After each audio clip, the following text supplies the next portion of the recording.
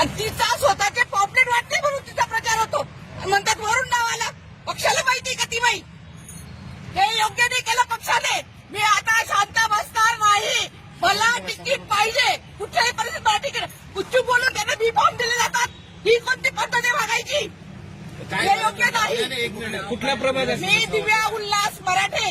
गेल्या 18 वर्षापासून मी भारतीय जनता पार्टीची पदाधिकारी आहे. आणि हे त्यांनी ओपन मधून मी तिकीट मागितलं होतं. ओपन मधून मी तिकीट मागितलं होतं.